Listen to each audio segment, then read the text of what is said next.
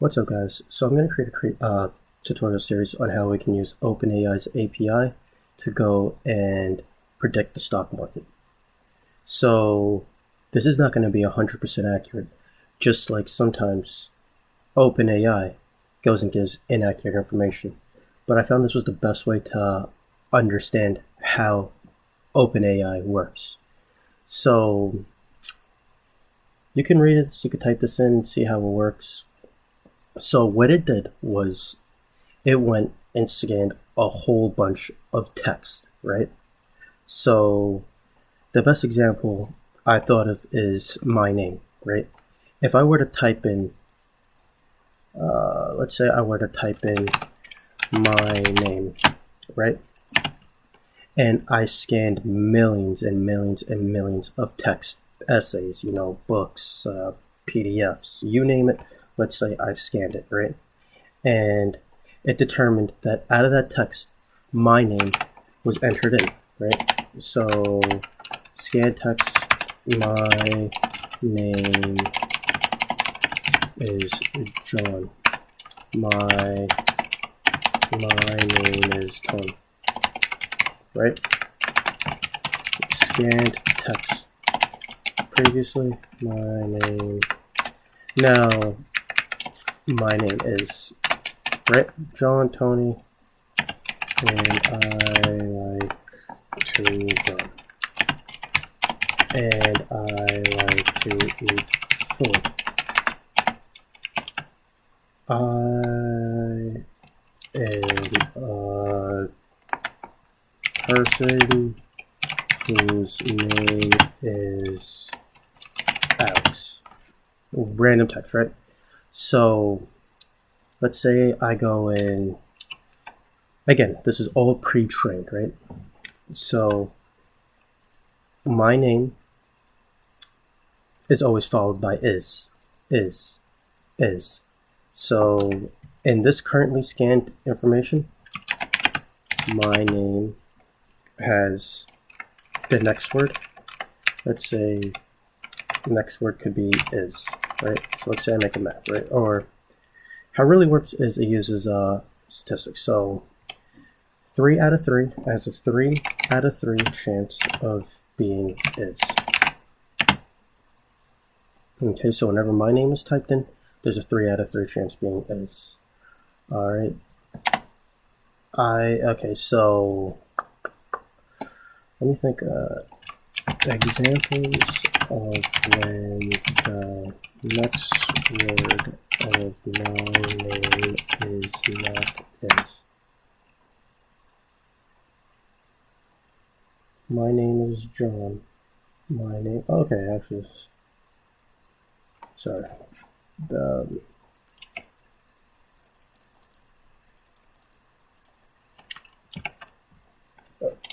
Examples of when the next word of my name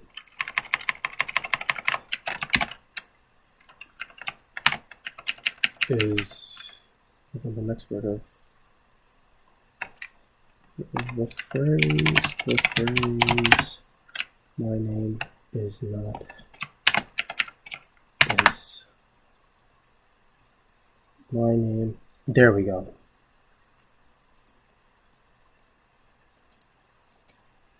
Now let's say here's this. My name as. So now let's say 6. Now 3 out of 6. So yeah, 3 out of 6 chance of equaling as. So as you can see, like, it's going to go and it scanned all of this data, and then it determined that, hey, you know what? According to the data, there's a 3 out of 6 chance of it being is, 3 out of 6 chance being as. So this is how it works in a nutshell. It goes and scans this data. It scanned this billions and billions of data. It's crazy how much data they scanned, like somebody actually had the time to go through all this data. Then it came up with statistics. It fed in all the data, then it scanned it. Then it came up with a percentage.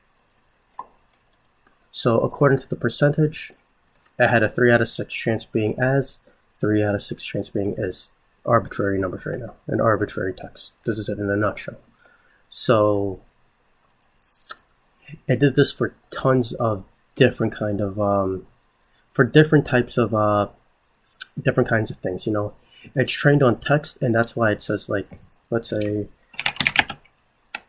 what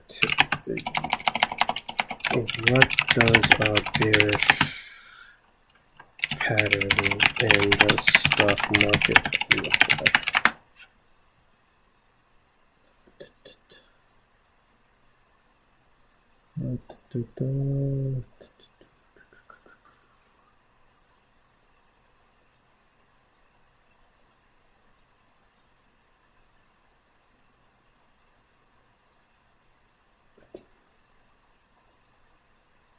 No, give it a second. Give it a second.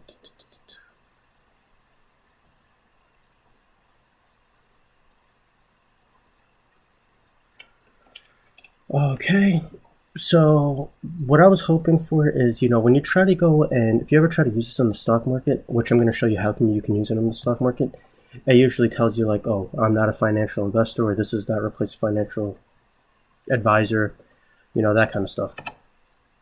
So it's not specifically trained on everything, but it's trained on a lot of things. So we're going to use this to go and fine-tune for the stock market.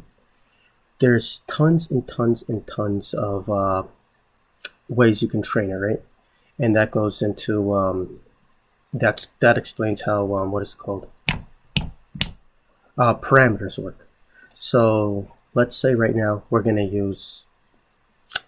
I'm actually going to, for this video, just as for this series, I'm going to make it very brief and very simple.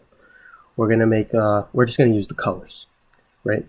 We're not going to go and do, you know, like it opened here, closed here, then previous open, previous closed. Then we're going to keep it very brief so you can go and make your own parameters and train it. So, you know, this is going to give you a brief overview of how it works.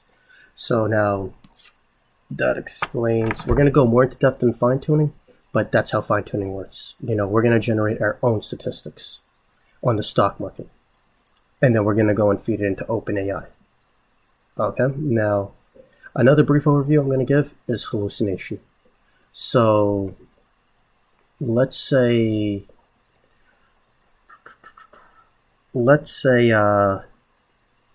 this happens, right? This is a shooting star. It's supposed to predict downward trend. So let's say I also have another one that says RSI equals 20 and shooting star equals 70%. 70%. Okay. When this is scanned, when it sees this, it has 80% chance of it going up. 80% chance going up. 80% chance going up, right? So let's say it doesn't go up. Now it's going to say, now this is how hallucination works. Now it's going to create another. So let's say this happened, right? Now it's going to create another parameter, right? So this is how it's going to train its own self. It's going to create another parameter. When it's 80% up, when 80% up based on RSI and shooting star. Now one, it's going to lower the percentage of RSI and shooting star. Again, it's going to be easier to see when we're done coding it. But now it's going to go and lower the percentages and also create something else to go and say, okay, when now the new parameter is not going to be this separately, it's going to be this combined. So 70% shooting star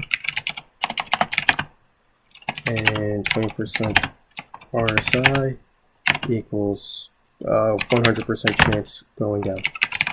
Now you're going to want to go and scan the whole stock market again for this, so it goes and lowers this to a realistic number, which is like 20% chance. So you can go and fine tune this as much as you want to, based on your needs, but that's how fine tuning and that's how hallucination works in a nutshell. So now let's say I didn't rescan this, right? Now it has a 100% chance of going out.